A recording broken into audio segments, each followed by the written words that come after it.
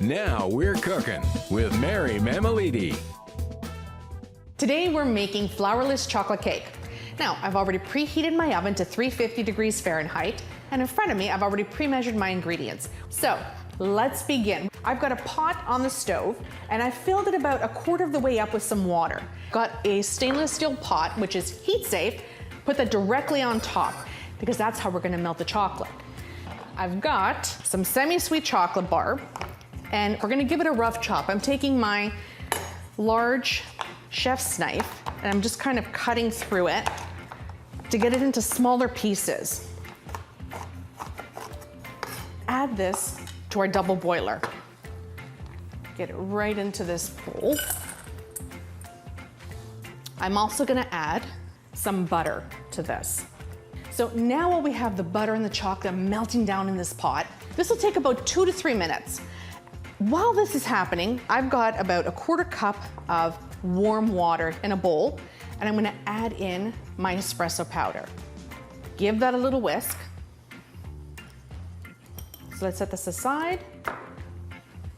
Let's check on our chocolate. You'll feel, as you're stirring, the little bits of chocolate that still haven't dissolved. Once you get that nice smooth feeling throughout, it's perfect. It's ready to go. It's nice and silky, and we're done. And let that cool. Just set that aside. I'm gonna get the other ingredients ready in our bowl. We're gonna grab a big bowl. I've got that in front of me. In here, we're gonna add our espresso.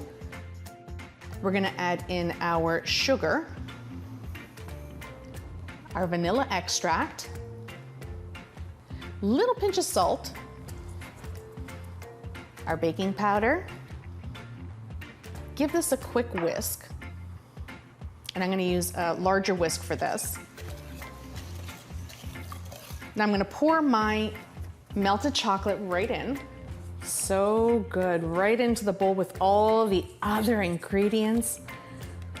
And I'm gonna give this a quick stir in front of me. And now I'm gonna add in 4 eggs. And I've got the eggs sitting at room temperature, which is what you want.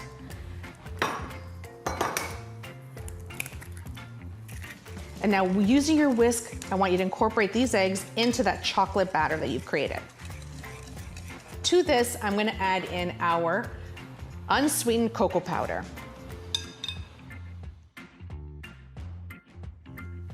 Okay, we finished this. I've got a 7-inch freeform pan, and I've already buttered it generously. Butter the pan, and then at the bottom, if you don't have the pre-cut round pan parchment paper, just cut it yourself and just place it to the bottom of the pan.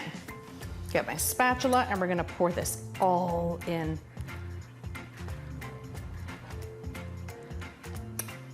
We're gonna pop this in, and we're gonna get this baking for about 50 to 60 minutes. And while that's baking, we are going to get the ganache ready. So I'm heating my cream on the stovetop. You can heat yours in the microwave. You just want it warm, because what we're gonna do is we're gonna pour this warm cream over these chocolate chips and get it all nice and melty and gooey.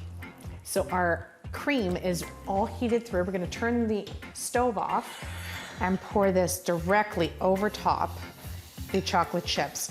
I want you to make sure that the chocolate chips are in a heat-safe bowl. And now, using a whisk, you wanna get this all incorporated.